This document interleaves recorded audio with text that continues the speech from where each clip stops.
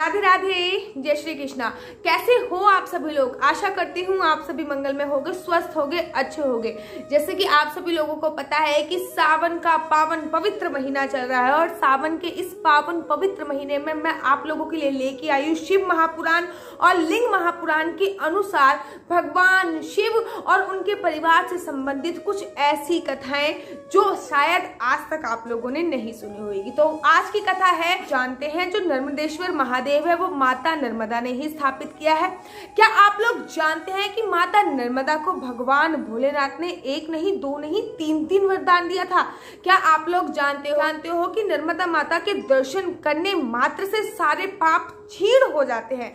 आखिर भगवान शिव ने उनको ऐसा वरदान क्यों दिया? तो चलिए आज मैं आपको यही बताने जा रही हूँ। कहते हैं कि एक बार ऋषि मुनियों की चर्चा हो रही थी। जब ऋषि मुनियों की चर्चा हो रही थी तो वो नदियों के ऊपर होती, तो उन्होंने नदियों को स्थान दिया। नंबर 1 पे गंगा माता को स्थान दिया, नंबर 2 पे यमुना मैया को स्थान दिया, नंबर 3 पे सरस्वती मैया को स्थान दिया और नंबर 4 पे नर्मदा मैया को स्थान दिया। कहते हैं कि गंगा माता ऋग्वेद, यमुना माता यजुर्वेद, सरस्वती मैया अर्थवेद और नर्मदा मैया सामवेद को प्रदर्शित करती हैं। इसी के स्थान पे इन चारों का स्थान रखा गया था। इन्हीं वेदों को समक्ष रखते हुए इन चारों को स्थान दिया गया था, जिससे नर्मदा मैया को जब आखिरी स्थान मिला तो नर्मदा मैया थोड़ी सी रुष्ट हो गई और उन्होंने ब्रह्मा जी की तपस्या चालू कर दी। अपने कठोर तपस्या से उन्होंने ब्रह्मा जी को प्रसन्न किया। जब ब्रह्मा जी उनके समक्ष आ गए, ब्रह्मा जी उनके सामने प्रकट हुए, तो उन्होंने ब्रह्मा जी से बोला कि मुझे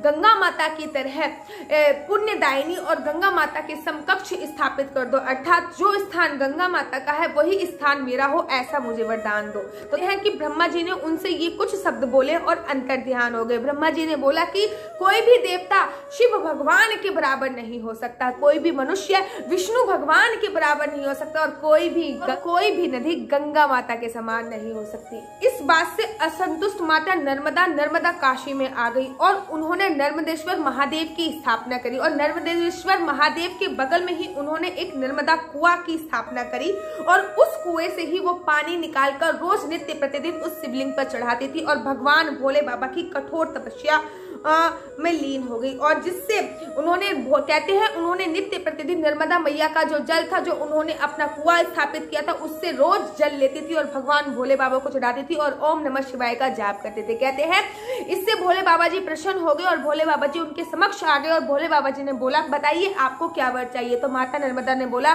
कि मैं गंगा की तरह पुण्यदायिनी हो जाऊं और साथ ही के साथ उनके समान ही मुझे सम्मान मिले। मैं तुम्हारी तपस्या से बहुत अधिक प्रसन्न हूँ और मैं तुम्हें वरदान देता हूँ कि नर्मदा में जितने भी पत्थर होते हैं वो साक्षात भगवान शिव का ही स्वरूप माने जाएंगे, शिवलिंग ही माने जाएंगे। तभी बोला जाता है नर्मदा का कंकड़ भगवान शंकर होता है, इसलिए बोला जाता है कि नर्मदा मैया में जितने भी पत्थर है वो सभी शिवलिंग का स्वरूप माने जाते हैं, क्योंकि इनका वरदान स्वयं भगवान शिव ने दिया था। इसलिए बोला जाता है कि नर्मदा का कंकड़ है भगवान शंकर। साथ ही के साथ भगवान शिव ने दूसरा वरदान दिया कि जो गंगा नदी में एक बार स्नान करता है उसके सारे पाप क्षीण हो जाते हैं, जो यमुना नदी में 7 बार स्नान करता है उसके सारे पाप क्षीण हो जाते हैं, जो सरस्वती नदी में 3 बार स्नान करता है उसके सारे पाप क्षीण हो जाते हैं। हे नर्मदा, जा मैं तुम्हें वरदान देता हूँ कि तुम्हारे तो मात्र दर्शन मात्र से सारे पाप क्षीण हो जाएंगे। इसलिए बोला जाता है कि नर्मदा नदी के दर्शन मात्र से सारे पाप क्षीण हो जाएंगे। और साथ ही के साथ अंतर ध्यान होने से पहले मेरे भोले बाबा जी ने एक और वरदान दिया कि हे नर्मदा,